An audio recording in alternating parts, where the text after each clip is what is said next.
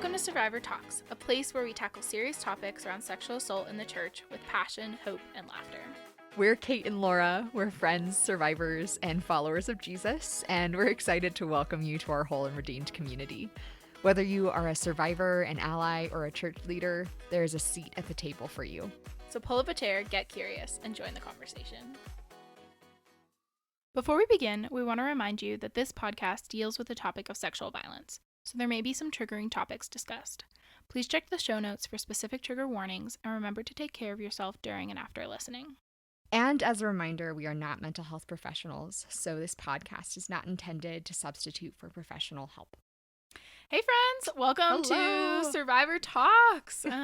We are so excited to be bringing you our first podcast episode. Yes. This is so huge for us, and we're really excited about getting to talk about some of the best and worst advice that we've gotten as survivors, and we hope that this will be helpful both for survivors and kind of a little bit of like how to navigate those different responses, as well as allies and church leaders of just some advice on how to talk to the survivors in your life, because I guarantee you, whether you know it or not, you have survivors in your life.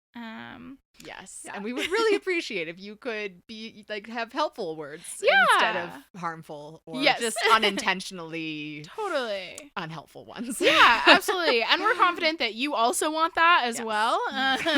And yeah, so I'm really excited to get to talk about that today. Yeah. So we thought we would just kind of warm up. You know, it's our first episode, so we're just still figuring things out. So thanks for bearing with us, everyone. But we're really excited that you're listening. And so we thought we would just start by sharing what we've been doing for self-care this week. So yeah, for me, I some of you may know this if you follow us on Instagram, but I am a huge cosplayer. I recently got into it this last year because COVID shut everything down, and I just reverted to my nerdy childhood self. We love it. You know, and it's been great. I'm thriving. Yes.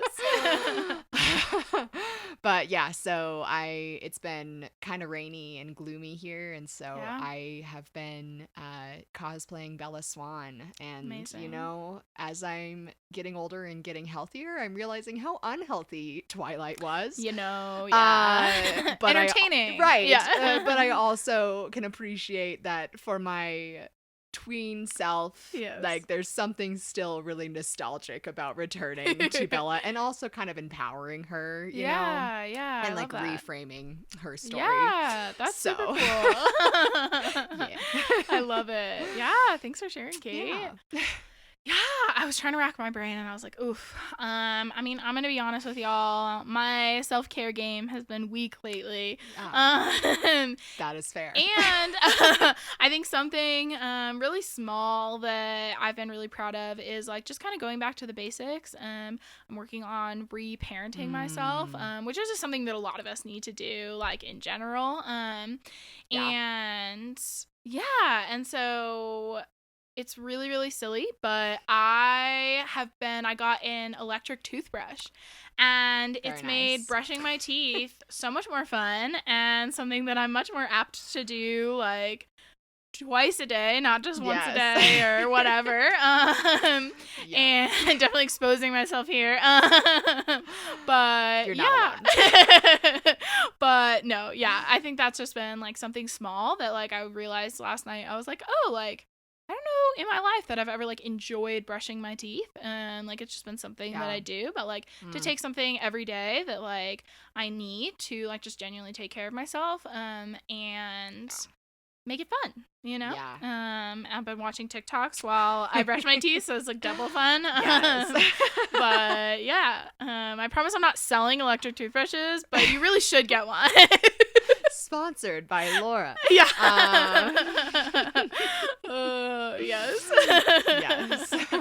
But no, that's awesome. I think that's so good. Like, you know, I think in the mental health world, like self-care is so important. And like this of course is like a totally other topic.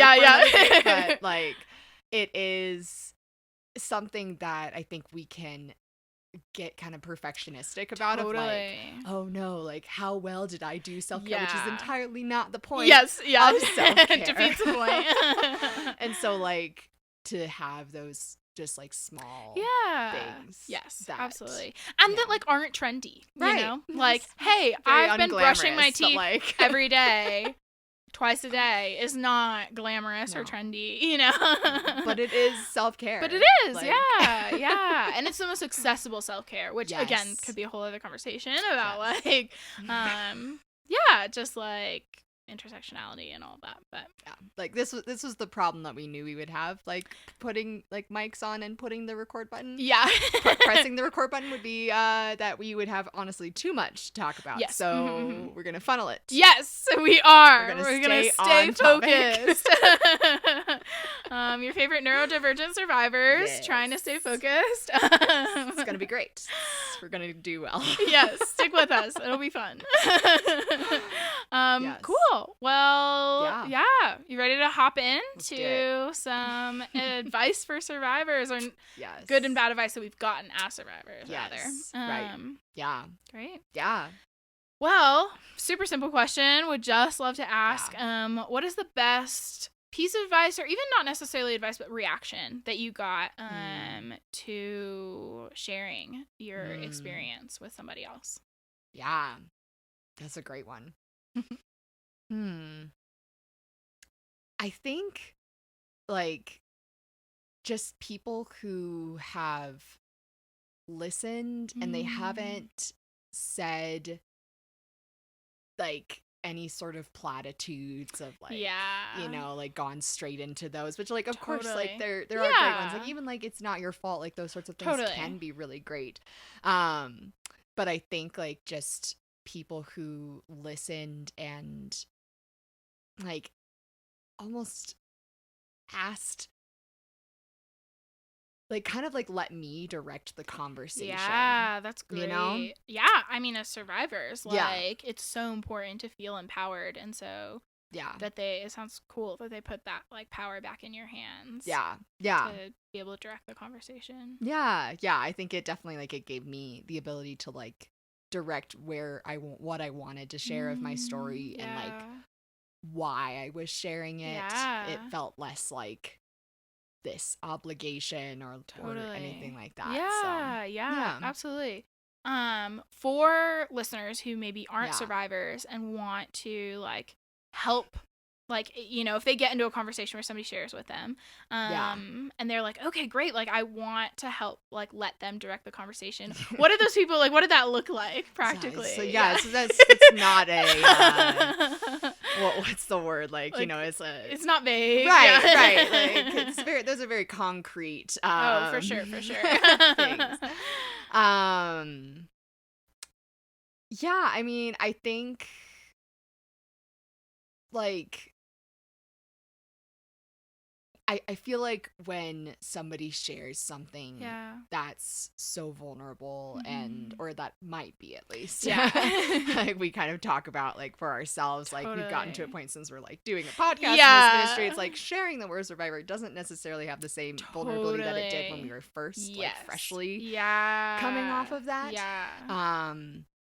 But, like, in that space of vulnerability, I guess my advice would be to pause as the listener and to, like, do an inner check of yourself of, like, what is what they're saying bringing up in myself, because I think a lot of the reactions that people have often come from their own internalized either rape culture, misogyny. That's so good. Like, I mean, I think their own self-blame. Right. Like, I think even for myself, like, before I experienced my assault, the assault. I'm not sure if we're both trying to, like, work. It's so hard to, like, not change that phrasing. Because it wasn't, Yep. Anyway. But yes, the assault that you experienced. Yes. Yeah. Like, I think before that point, I had that internalized rape culture of, like, they must have been able to do something to have prevented that from happening to them. And so, like, you know, I whenever someone would share something like that, I automatically had those judgments and like that, like genuine, I think like a protection mechanism coming up in myself because I didn't want to experience that. And so I had this automatic wall go up saying, oh my gosh, I can't even imagine how horrible that would be. And so I'm going to reflect that onto them and be like, well, they must have been able to prevented that. And so like, I'm now listening, trying to pinpoint what they did wrong so that I cannot make those same mistakes. And so, you know, like, girl, that's so like just on the nose, like for real. I think that's what a lot of people do because like if we can pinpoint like, okay, this is what they could have done to like make it not happen, then we can be like, okay, as long as I don't do XYZ thing, then that won't happen to me, you know? And like I have a person that I know who shared with me when I was much younger, an assault that happened to them when they were even younger than we were at the time, and this person was a little bit older than me, and they were like, yeah, I'm telling you this so that you like don't dress like, oh my gosh, promiscuously, because like I did when I was younger, and like I like, and this is what happened to me, you know? And they didn't outright say like, clearly the point of the like the conversation was like that they have been carrying this self-blame, you know? And so like, because we want to think that we can protect the people around us or protect ourselves, like if we just do the right thing, you know? So I think that's really wise, like taking an inner look at like what's coming up in you as you're listening. And I love this phrase I heard recently of listening to understand, not listening to respond. Yes. Which I think is like that's so good. So rare in our culture. Everyone just listens to respond. And I mean, I struggle with it big time for sure.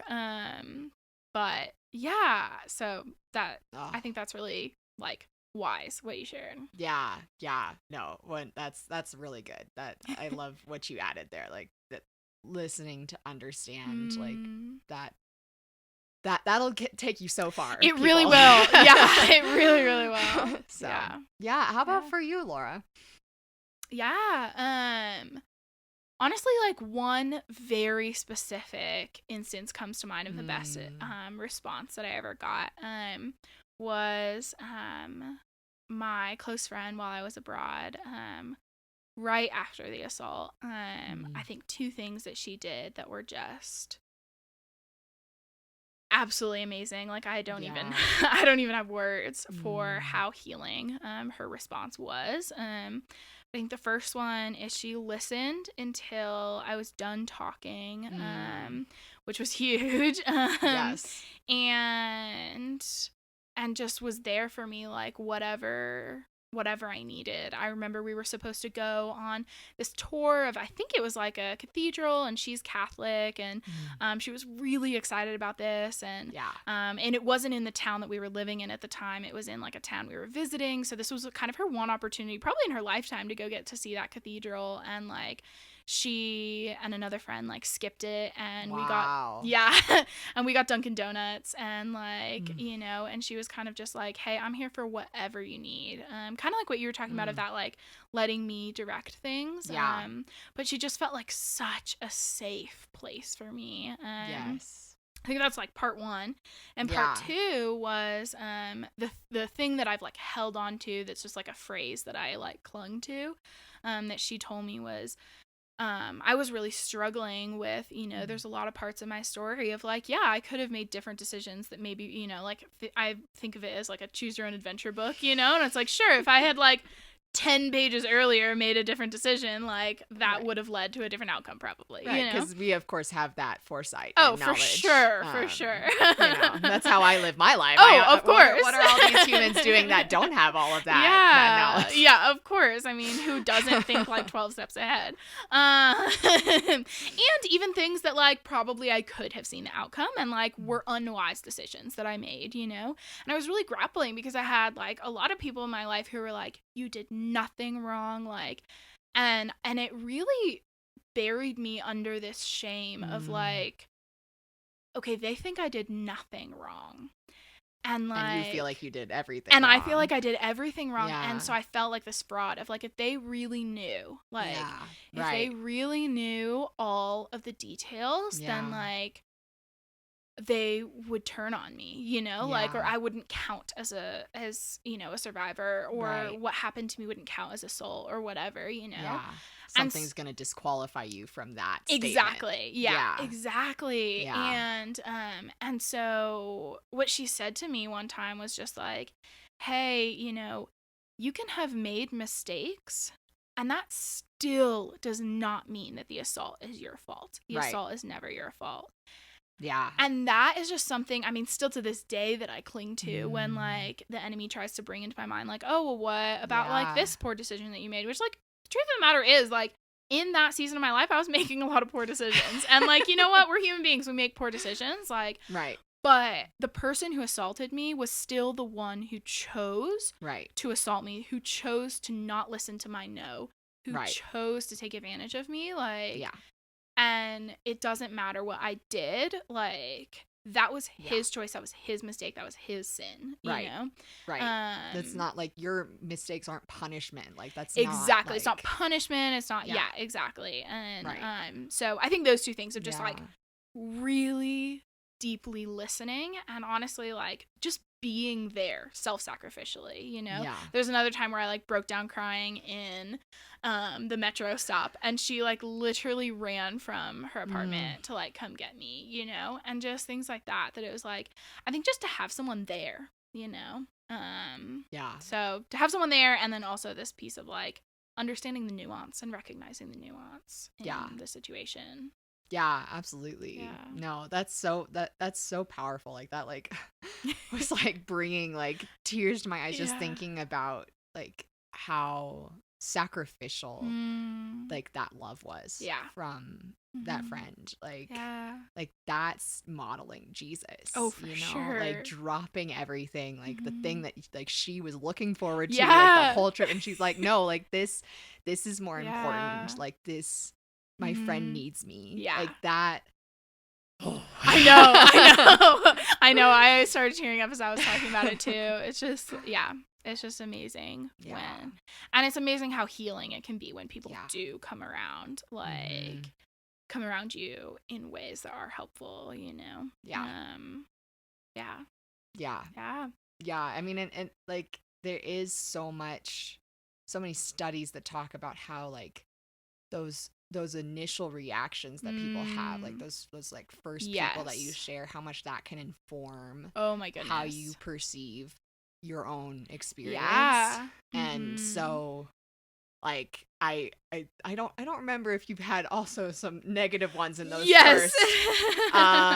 So you know, but like the fact that you had at least some positive ones is good. Yes, absolutely. Yeah, I would say like the first, I would call that friend that I just described like the first response that I got, and I think that set me up really well. I'd love to hear from you too, like what were some of those first responses? What did those look like? And then also kind of segueing into what were some unhelpful responses that you got, whether or not they overlap.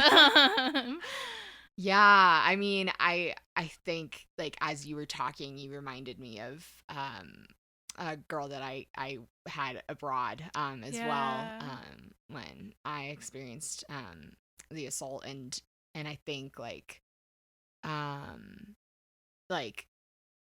she was kind of the first person that I had been kind of sharing like where my boundaries had been with you know everything, and so I remember being on the bus with her the next day and sharing that like kind of just like casually mentioned in conversation, you know, because like trauma brains like it was fine. This wasn't a big deal. What are you talking about? Nonsense. That is a mood. And you know, just casually mentioned that like boundaries had been crossed, and she was like, that sounds like it was assault. Like that sounds like it was like not consensual. And I was like, huh? What? Well, I mean, yeah, I guess, like, fair point. Yeah. And she just kind of let me direct, like, what I wanted to do from That's there, cool. and just, like, really checked in on me throughout the rest of my time abroad, and I think, like, it was just so healing to have her be, like, that first person and be like, that's so cool. hey, like, that actually wasn't okay. Yeah. Like, I know, like, you're, like, brushing it off as, like, it was fine, but it actually really wasn't. Yeah. And then just to, like, be, like, that ally to, like, help me. That's so cool. Get whatever I needed. Yeah. So, yeah. That's really beautiful. and I don't know that we've ever talked about this, because that is exactly that same friend that I was talking about. Like, that's exactly what happened with us. So I asked to talk to her the next morning because I thought I was confessing something horrible that I had done.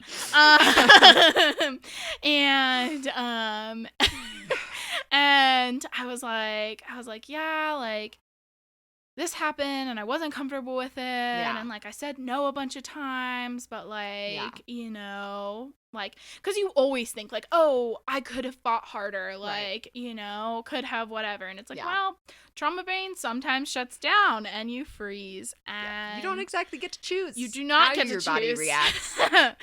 Fortunately or unfortunately. Like, your body's trying to keep you safe. Exactly. There's the compassion there. Yeah, exactly. And same thing. She was like, I don't want to put words in your mouth. Like, so if this isn't how you feel, like, you know, but like, do you think that it could sound like that? And it literally was like glass shattering. I was like, wait, if you say no a bunch of times and push somebody off that, and then that's assault? Which, like, as soon as I reflected on it, I was like, oh yeah, that is what assault is. Mm-hmm. So it's very interesting, like, that, and kind of beautiful that like the Lord brought those two people to us to be able to like help us process. Because I think sometimes like like how would my healing, like my story of my healing journey be different if I had not had this friend abroad? I don't know. I don't know. No, I agree. I mean, I think it's so easy, especially like with trauma brain, to just like shut that down and just like put that away and not deal with it for a long time. And I think like I certainly like minimized it while I was abroad just to survive, to just like get through the rest of the trip. Oh, for sure. But like at the same time, like to have someone so early on like affirm that wasn't okay, and to not have like this constructed like version of like, oh, like that was fine, like it was just an uncomfy night. I was just uncomfortable, I don't know why. Like that it definitely makes a difference. So I love that. So on the flip side, what were some of the least helpful responses? Or most dysregulating responses? I mean, I think I was thinking about that question, and I think like most of my unhelpful like responses were from my mom, which I love her dearly, and she had a lot of good responses as well. But unfortunately, she also is living in a world where rape culture is normalized, and where misogyny and boys will be boys is normalized. And I think it's hard for her, especially having raised two boys, and so she, I think from her perspective, she's wanting to have compassion for young boys as they're raising up. And frankly, feminism ultimately, like, the patriarch is also harming men. Oh, like, for sure. It is unhealthy for men to assume that they cannot have emotions, that they cannot associate themselves with typically feminine things. I mean, for sure. Like, suicide rates in men are the highest out of any other demographic. Right. So, like, there is so many things that, like, this system is unhelpful for everyone. Totally. And so, but unfortunately for her, I think she she had a lot of things where she would say things that would like try to like have me empathize with with him, that like with the perpetrator, and like it's like, I see where you're coming from, Mom, but it's actually very unhelpful to like have that compassion for him. Like, you're like, it's just, there was no justification. Like, there's literally zero justification that you can give for his actions. Like, absolutely none. And to try full stop. full stop. You know? So I think like stuff like that was really hard. That totally makes sense and would be really dysregulating, like especially as, I don't know if any of y'all are Enneagram fans, but but Kate and I are inverse of one another. So Kate is a 2-wing 1 and I am a 1-wing 2. And so as a 2, like I can imagine like, it's easy to want to empathize with people already. So like your fight was probably to like empathize with yourself more, and so I imagine that would have been even more challenging. Like, you should have heard the forgiveness text that I texted him like the day after. They were much healthier like a year down the road after therapy. That makes sense. That checks out. Checks out. Yeah, so very relatable. Very, very relatable. I had a text too, like that I was like, sorry, that was awkward. And I was like, what? That was more than awkward, and it was not my fault. Yes. Well, thanks for sharing that. I know it can be hard to talk about, like, the unhelpful responses that we have gotten. Yes. Yeah. How about you? Yeah, I mean, y'all got a sneak peek in the trailer of some of the responses that I got. Wide variety. Trying to pick. I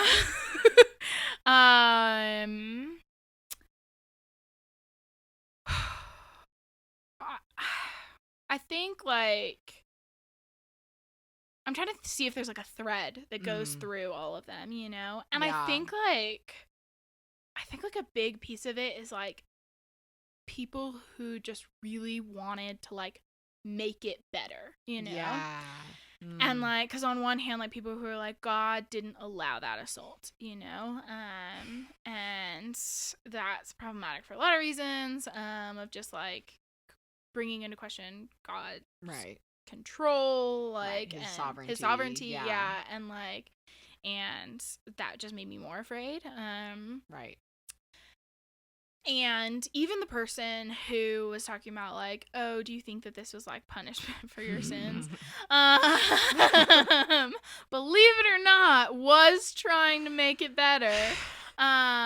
Because I think, like I'm a huge fan of Brene Brown. Yes, we love Brene Brown. And she has this little short video that I absolutely adore about the difference between empathy and sympathy. Yeah.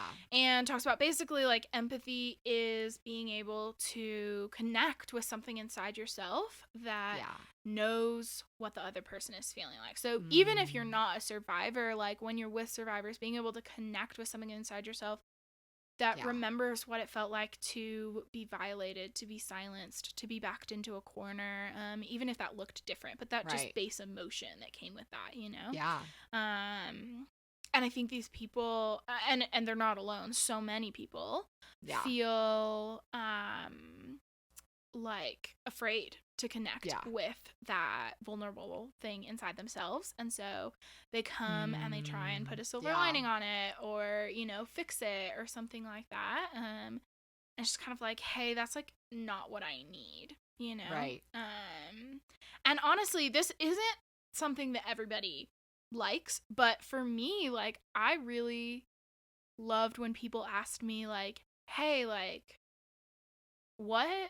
how can I be a good friend to you right now? Yeah. Or something like that, Right. like, and for some people that overwhelms them. So like, even just like giving them options, Right. or something like Right. that. That Like, feels less yeah, intimidating than just like a blank slate of options. Yeah. Yeah. For sure. But like, I personally don't think you can ever go wrong asking somebody, how can I be a good friend to you right now? Yeah. Like, as long as if they say, I don't know, you don't like pressure them to respond to you, like, right. And accept their I don't knows. They probably just genuinely don't know. Right. But yeah, I think trying to fix it, like, that was always and also I had a friend who was pressuring me to report a lot. And that was really, really harmful. And when I set my boundary of like, hey, please stop asking me to report. Because that was not a safe thing for me to do. In Spain, they have ridiculous laws, and that's a whole other conversation. Well, and even in the U.S., I mean, yes, even in the U.S., it's terrible. And she stopped talking to me after I like set that boundary. So yeah, I think just trying to fix things. Or like distancing yourself from the person in any way. Like, as extreme as not talking to the person anymore, or even just like not talking to them as much because you don't know what to say, Yeah. Because I even felt safer with the people who said the wrong things than the people who just stopped talking to me, because I had to assume like what they thought of me. The silence is we way fill worse. it with a lot of things that aren't necessarily true. Yes, that is very true. So that actually brings up a question that I was just thinking about is how, like, what advice would you give for survivors of how to navigate, like, when to share, what to do when someone has a negative response. I think you've had a lot of really horrible experiences with all that, and like, but I think like your wisdom would be really invaluable. Thanks for asking. I have so much to say about this. Oh my goodness. I think there's a lot of questions that we have to ask ourselves as survivors. I think the first thing that I want to say though is remembering that you don't owe anyone any sort of explanation. That's like, you don't owe them anything. Even your doctors. Like, oh my goodness, I could talk about so many different categories of people that you like share with, and like for me, it, with my doctors, like, it was something that I wanted to share because I had not had a pap smear yet, and I like wanted to tell them like, hey, this is why like I am actually refusing to get a pap smear right now until I'm at a better place. Which, by the way, you can do. I think people don't realize, because doctors don't like make it a safe place to have consent. But like for a few years I refused to get a pap smear, and I would tell them like, hey, or even if they were gonna like, when they like touch your chest to like get your heart rate and things like that, or like whatever they're doing with their stethoscope or whatever. I told them, I was like, hey, like, can you tell me before each time that you touch me, because I'm a survivor, and so for me that was the right choice. But you don't have to tell, but there's so many things like but I think like some of the questions that I like to ask myself are, has this person been a good listener in the past? So when I've shared other things, have they listened to me well? Or not? Is this someone who in the past has shown that they can keep private information private and not share it with other people? So I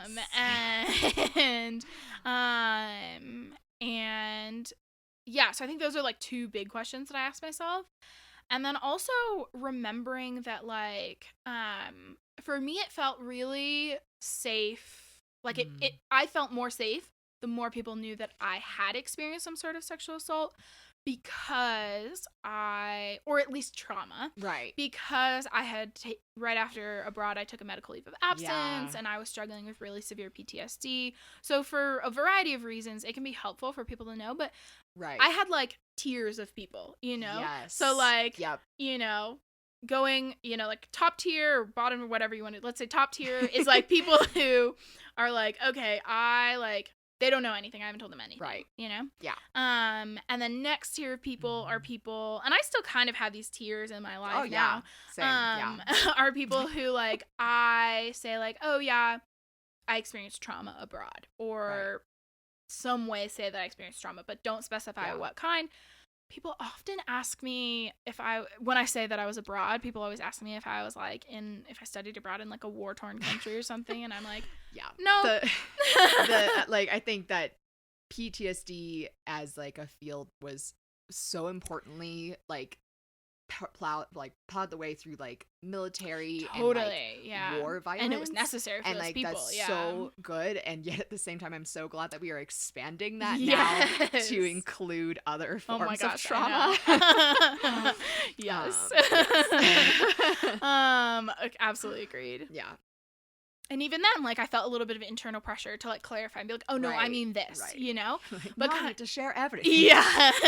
But then even realizing, like, no, I can just say, nope, it wasn't. Right. And that's a complete answer. And they're still curious, and they want you to say more, but guess what? Right. You don't have to say more. Yes. So that's that tier of people. And then there's people who I'll say, like, oh, yeah, I, like, am a survivor, or, you know, comes up a lot more now that we're doing this work with Whole and Redeemed. But saying, you know, like, oh yeah, I'm a survivor of sexual assault, or I experienced a sexual assault, or whatever. So there's those tier of people that, like, you know, and I've had people like ask me follow-up questions, and people in that tier of people, that all that I want them to know is like vaguely that I'm a survivor. I'll say like, I'm not comfortable sharing that right now. You know? It's just so scary to like it's say super those scary. words. But, like, I'm saying this like super calm, like, oh yeah, you just say those this words. like, but I recognize it's so much harder than that. And there's like a huge difference between where I was at, like, and I think I don't remember if we already mentioned this, but like sharing things at the beginning of like when you have first experienced your assault versus like, these are things that I've learned through years and years of trial and error. Like that, like, it's totally normal for that to grow and change. And like, honestly, even to like backtrack, you know? Like, I think like you can feel like, man, I've healed so much, like I should be able to just like share this with anyone, but like, no, like, nope, that's not true. I don't feel like sharing it. Absolutely. And then I think like there's even layers of nuance in that, where there's some people who like, I willed it, you know, like, I had a coworker ask me like, hey, you know, like, I don't know if this is something that we were like getting coffee, and she was like, hey, like, I've never asked you about Whole and Redeemed because I don't know what's appropriate to ask or not. Like, and, you know, a normal nonprofit, you can be like, what inspired you? But, you know, with Whole and Redeemed, as soon as it's like, well, because I'm a survivor, people don't really ask follow-up questions. But I felt really cared for, like, you know, and this was really recently, so I'd had, you know, lots of years in therapy post-assault. But, like, you know, she asked me, like, some more specific questions of, like, hey, you know, like, is there, like, one specific assault where they're, like, you know, because I've had a lot of sexual trauma in my life, from, like, sexual harassment and different things like that. And so just kind of, she asked about that and asked about some more details, and I, like, shared up until, and this is pretty much almost everyone, this is like the closest tier that people get, besides like my therapist, is like, I'll share, and I'll even share, you know, like, pretty much the narrative, like, up until a certain point, like even like time wise, you know, like, I'm like, okay, at this time, then things went more downhill, and and I know I'm going to be more activated if I share this. So the question isn't just, is this the right person to share with? Is this the right time to share? Is this the right setting to share? How am I feeling internally? Like, if I share this thing, am I going to, like, be thrown into, you know, like, dissociation, or am I going to be, like, really, you know, activated or just on edge for the rest of the day if I share this, you know? There's so many factors, more than just, like, is this a safe person or not, you know? That's so good. I feel like that's such an important reminder, like, because it's so easy to, like, feel like this obligation of, like, oh, like, even if, like, especially if they do feel like a safer person, or you feel like like compelled to like share an aspect of it Yeah. or of your story or something like that, but then like to also take into account like how are you feeling, like what do you have going on the rest of the day? Yeah. Like how has your week been? Yeah. Like are you already feeling really activated? Totally. Yeah. Yeah. Yeah. Which it takes time to learn those things within ourselves, you know. I can say like, you know, for any survivor being like, ooh, I, you know, have shared and it hasn't gone well, like I cannot tell you how many times I've like word vomited stuff, like, and been like, I regret that immediately. Girl, yeah. Same. Because sometimes you just need to get it out, you know? And I don't even know if I would call those things a mistake, you know? Because, like, they taught me what I want to do and don't want to do. And, like, maybe I needed to just word vomit, you know? And, like, maybe it's okay that I'm a little activated after that. Yeah, so absolutely. It's so nuanced. Yeah, like having that compassion for yourself. Like, I mean, I think it is so hard. I mean, we're dealing with trauma. So, like, does our brain always have like the clearest like thought process with decision making? No. So it's okay. Yep. Exactly. But yes. Yeah. So something I was thinking of within, you know, since we are like specifically working with like bridging the gap between the church and survivors. Yeah. Like, what are like Christian platitudes that you feel like are really harmful or unhelpful for survivors? Oh, I love this question. There's so many. Yeah. I feel like there's two that come to mind. The one that just boils my blood. I'm ready. Is when like people will say to like survivors, or people don't typically say it like directly to survivors, but they'll say it in large group settings. Yeah. And there's going to be people who have, even if they're not survivors of sexual assault, who have experienced like, you know, I don't know, just horrible, tragic, traumatic things, you know? And people, and we did a little bit about this when we talked about Job, but like when people are like, oh, like God always gives us hard things to test us. Like that's always the purpose of hard things.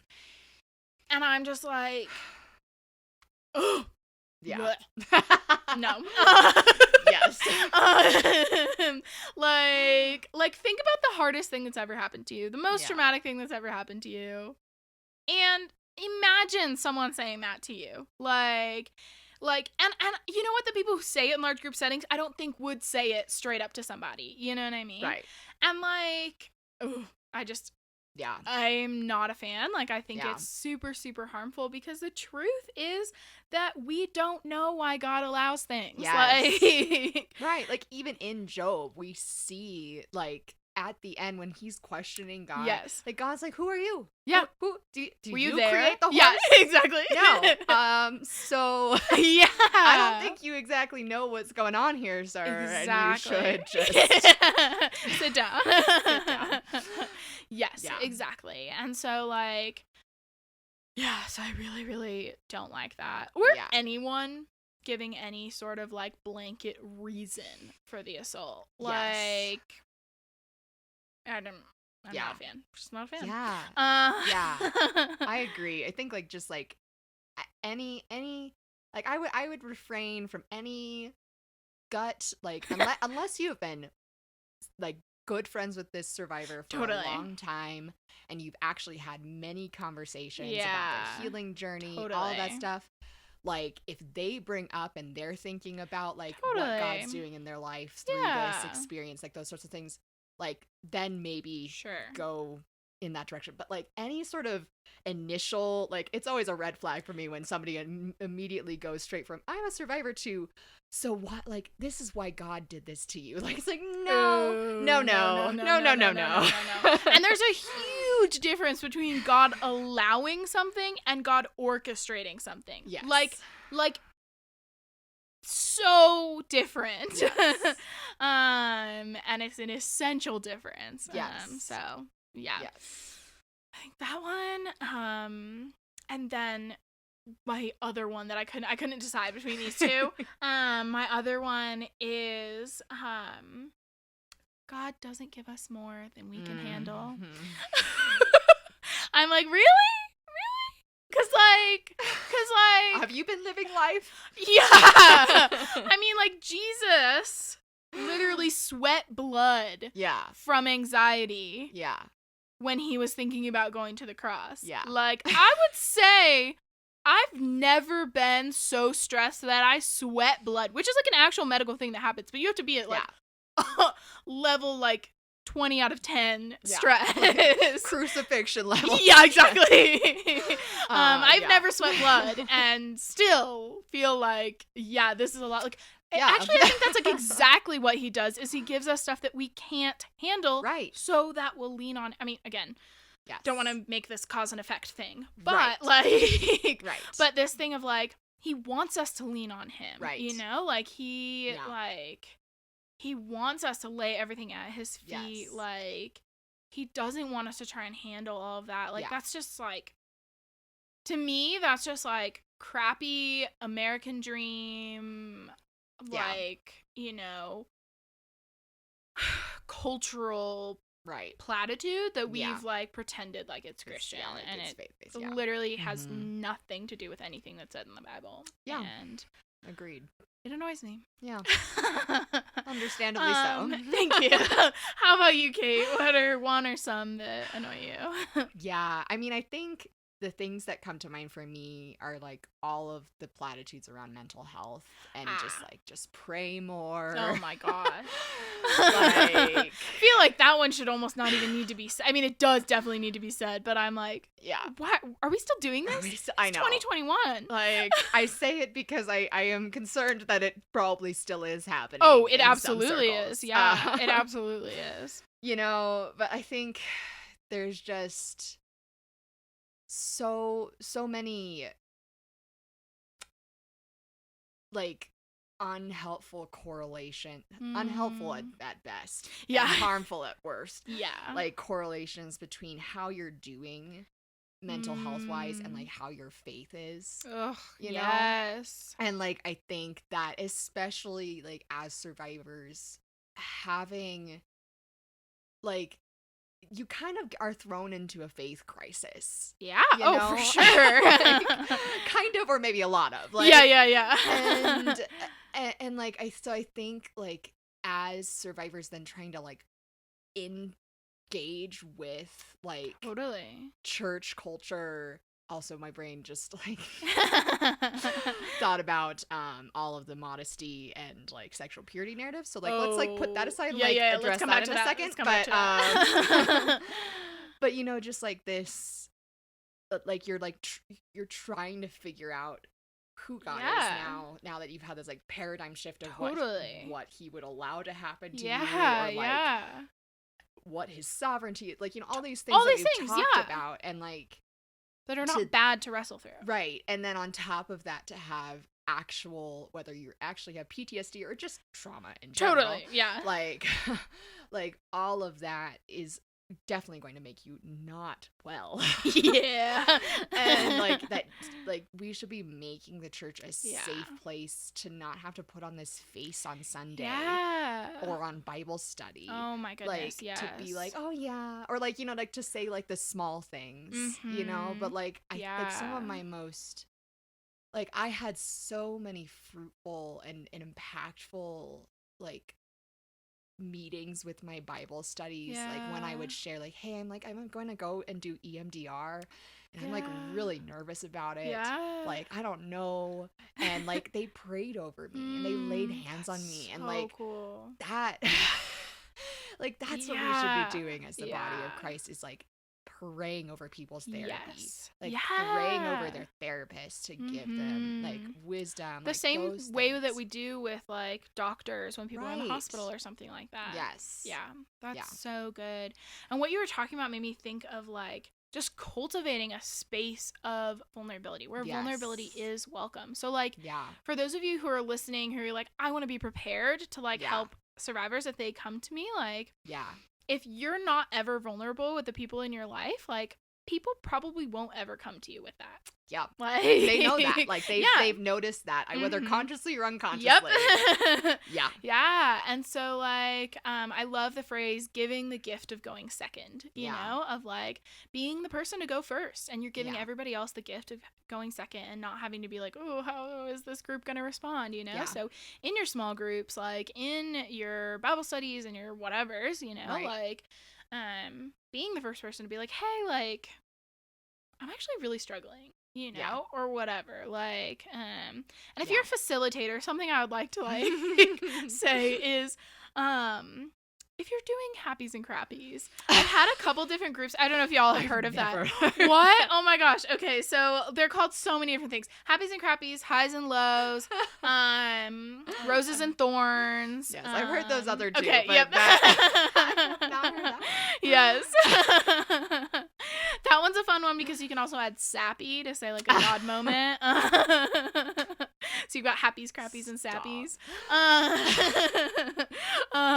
But if you're doing that, like, I, as a facilitator, find it really important to, and, like, as a participant, like, it becomes a much safer place when, like, I've had groups where people are like, oh, like, I don't have any crappies or lows or thorns or whatever, you know?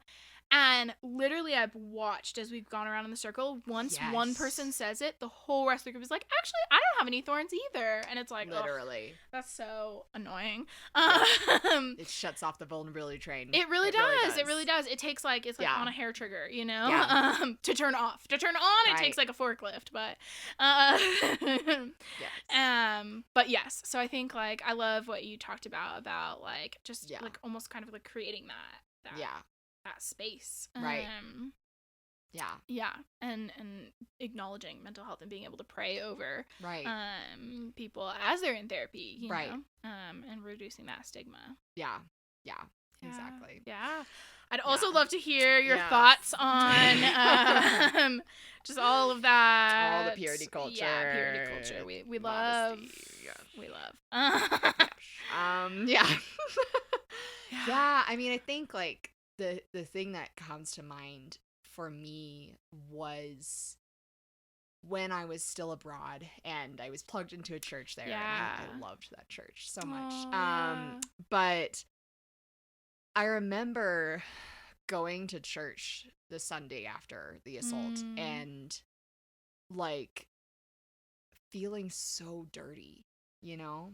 Like, just feeling like there was something wrong with me because, you know, now I'd engaged. You're not pure. Right. Like, you know, like, it's like, and I think that is just one of those things that is just such a dangerous layer in the effects of purity culture. Oh, for sure. You know, because, like, God has such a beautiful plan for sexuality. Yes. You know, and, like, and that's a whole other conversation for another day. Like a whole podcast. Yeah. Oh, for sure. Multiple. But, like, we have warped that conversation. Oh, for sure. As a collective body of Christ so poorly. So horribly. That it is like, it's damaging just, like, people on, like, just, like, a base level, but then it trickles down to affect survivors when you're experiencing sexual intimacy that was not your choice. And so then what does that have to say about you with, like, the crumpled up flower? I was just gonna say that. Like, or, like, when people spit in cups, I hate that one. Like, and I'm like, okay, if that's what happens with consensual sex, like, how much worse are people gonna feel if, like, talk about boiling blood. We're containing our rage currently. Yes, that's what all these sighs are. Deep breathing.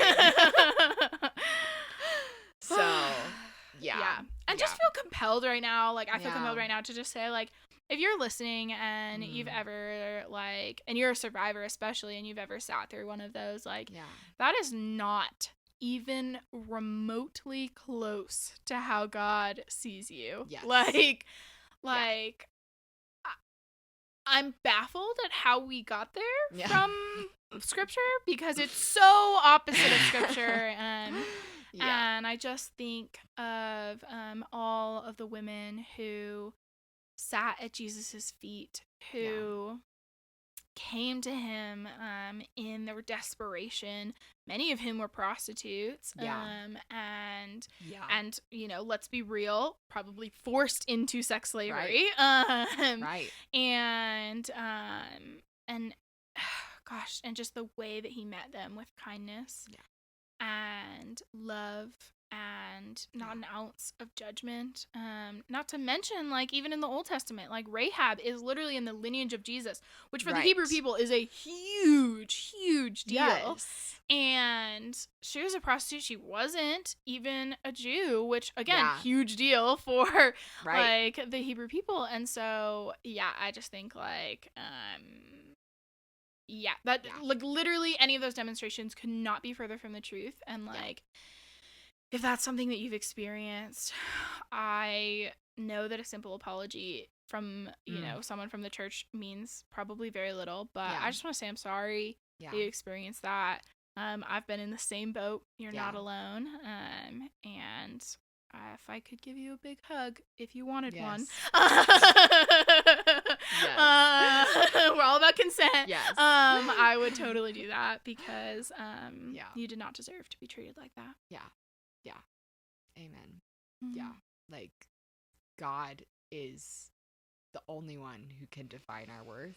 Yes. And he has overwhelmingly declared that you are worthy. Yeah. And I, like, want to give you hope too that like there are church people out there who really are following Jesus, who really will see you that way. Because I think that was something that was so hard for me. Was like when I was in high school, especially just in a super, super misogynistic like church, and I was just like, God, I want to follow you. Right. But, like, you're not tangible. And all of these tangible people who are supposed to be representing you, pretty terrible. Suck. Like, really bad. And so, I, like, and the thing that gave me the most hope was just, like, I found a female pastor in Denver, which, like, was the most radical thing I'd ever heard of. And so I just want to give you hope that there are church people out there who, will love you, who will come around you, who will not see you any different because of the assault that happened to you.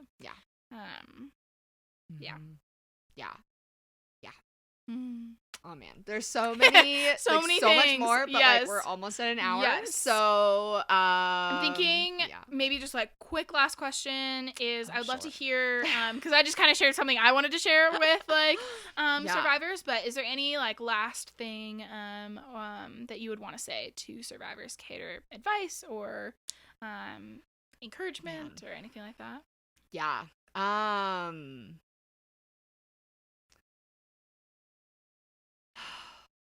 I think just like that the assault you've experienced does not define you, and it never has had that power. And it certainly, I mean, at least for my own personal experience, it certainly has been an impactful part of my story. Totally. And is a big part of it. But like that you are so much more than that, and that your sexuality, like assaults or like accidental, premarital sex, like all things. I definitely like I am a redeemed virgin in that sense. Like, I mean, yes, all of the things like that, like that just doesn't have the power to like define you and like just who you are or like what God is calling you to, what he's capable of calling you to. Like you are worthy to be a minister if that's where he calls you to. You're worthy to be a doctor or like any job, spouse, a parent, like that. None of that disqualifies you from anything that God has for you in this life. Like even just happiness. Like you are not disqualified from love, from happiness, like connection. Yeah. I love that. Thanks for sharing. Well, thanks for joining us. Gosh, I wish we could talk for like double this time. Oh my gosh. But thanks for staying with us for this podcast. It's been just a joy to talk about these things. And thanks, Kate. Yeah. And Yeah, absolutely. I would love to just close us in a prayer over our listeners. That would be great. Yeah. God, I just thank you for everyone who has actually gotten to this point. If you're listening at this point, like, hey, Congrats. You get the blessing of a prayer. But God, for survivors that are listening right now, I pray that you are using these words that were spoken today to encourage them. Anything that was harmful or unhelpful, I pray that would just fall to the wayside, and that you would just encourage them this week and give them hope. And God, I pray for allies and for church leaders, that you have used these words to educate, and that they would be able to take these tools and go out and be a light and the representative of Jesus to survivors in their lives, that you would empower them there. But yeah, thank you. We love you so much. In your name we pray, Jesus. Amen. Amen. Thanks for listening. We are so glad that you joined us for this episode. As always, please make sure to take care of yourself after listening, especially if you are a survivor or walking through any kind of trauma. This is a brand new podcast, so if you like what you heard, please make sure to leave us a review and share this episode with your friends so that more people can hear us. And head over to our podcast notes for our website, social media platforms, and the link to the written transcription of this episode.